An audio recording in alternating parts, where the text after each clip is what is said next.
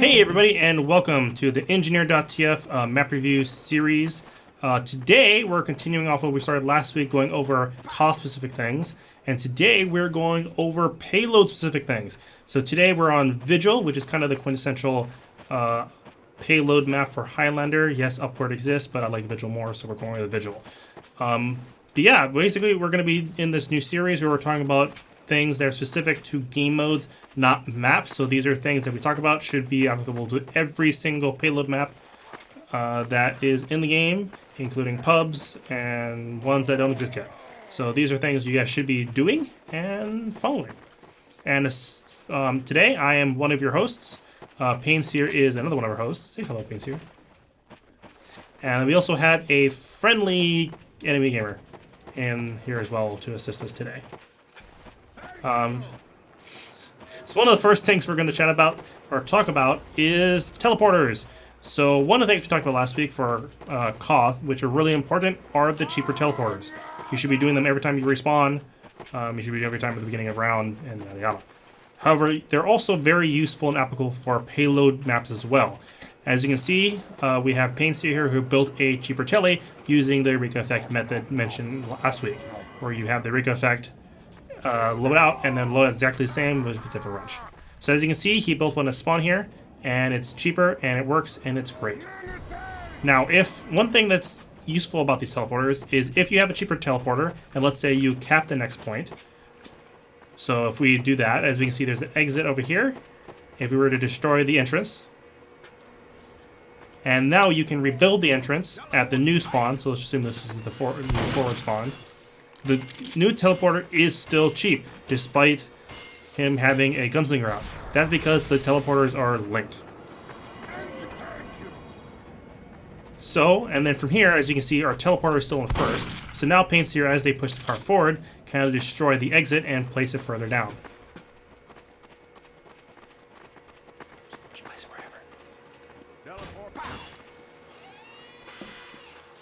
One thing to note that's very, very important, however, is when you're doing this, you cannot place the teleporter exit until after the entrance you place down is fully built.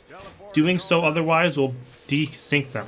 As you can see, the exit here is 200 and the entrance here is 100. So see how now it changes now that the entrance is fully built. If you break this sort of linking where the exit is fully built before the entrance, then they will no longer be cheaper and they'll cost twice as much again. So make sure you do that because it's super useful and super important. Next on the list of things that are really important for Engineer to do is to push the cart. It's very important to push the cart. Make sure you push the cart.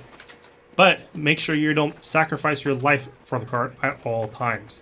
So one of the things that's super important, and we'll have our enemy gamer here show us in a great example of that, is if he plays heavy on first here on the defense side.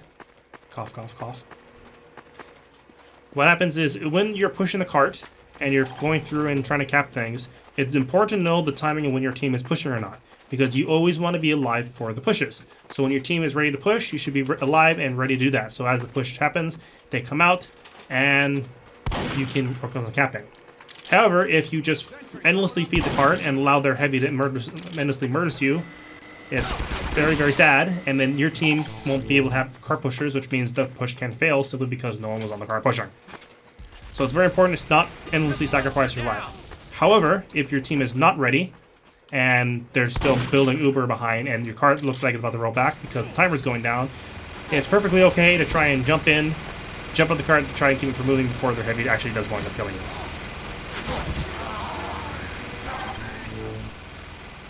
This is something that most engineers don't really get and understand. However, it is very important to not just endlessly sacrifice your life on offense. You should be playing in your life for the purpose, when doing it only when you need to be doing it. If your team's pushing or getting ready for a push, do not be dead.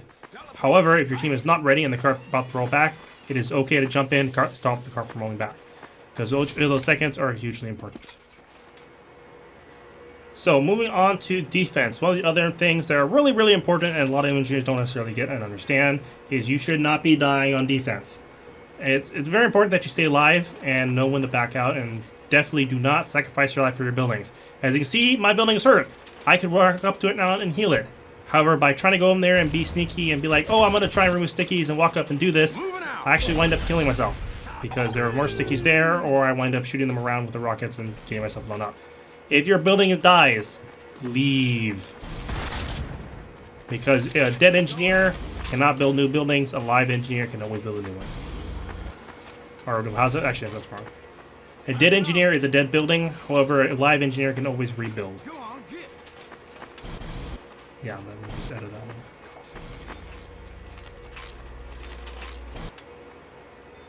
The other thing that's really important for you guys to recognize is it's always important to learn when to back out early. If half your team is dead, you should not be staying in because you alone cannot stop a push, especially on something not very important like first. So if half your team is dead and you're sitting here trying to be funny, being like, I will help defend the point, I will rebuild my sentry, and suddenly their enemy sniper somehow murders you from who knows where, it's your own fault.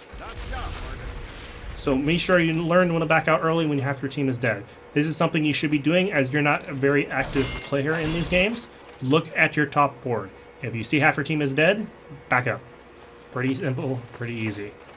The other thing that's really important as you do this backup is learning how to rebuild. The main thing you want to be doing is building in a safer area. So using Vigil first, for example, as their team, sniper, demo, or whatever, starts pushing up onto the hill because half your team was dead, you should be building in a spot where you're not immediately going to be spammed at. That way you can try and rebuild in time. So here I am trying to rebuild in a normal spot and might be able to get another one up, hopefully before their sniper walks up and starts spamming it or murdering me.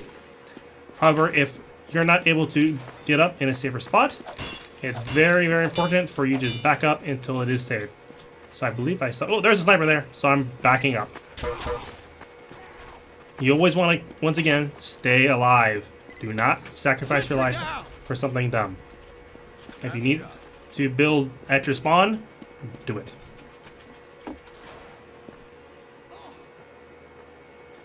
And finally, the last thing that's really important to do, and this one I believe will have 2 people trying to do this, is it's very important for you to use the Wrangler to try and tank the sentries. As you can see, I'm using the Wrangler who's late to help defend my sentry to kind of keep it alive as long as I can. And also hide behind it so their sniper can't do as much damage. However, if I didn't have the Wrangler, I'm going to die really much faster, in which case their sniper would have had a much clearer shot at me, killing me forever. And of course, like I said before, many times, do not die on defense. So one thing that's really important to do is try and keep your gun alive. It's really important to try and get kind of in this rhythm where you're switching back and forth between your Wrangler and actually using your wrench. What you don't want to do is just sit here with your wrench because your gun will go down much faster. So try and keep a balance up of everything. Your gun will stay alive a lot longer. If you need to be more safer, you could use the Rescue Ranger. But in general, you can keep your gun a lot longer just by keeping this balance going back and forth. Thank you everyone for joining us for this Engineer.tf map guide / game mode guide. Hopefully this was useful for you guys. We're hopefully going to be putting out the Koth one soon. And while we know this is a short video, the main thing we wanted to cover was just basics for the game mode. So if you have any questions, be sure to join us over on Engineer.tf's Discord. And totally ignore the black screen that is currently ahead of you. Thanks and goodbye.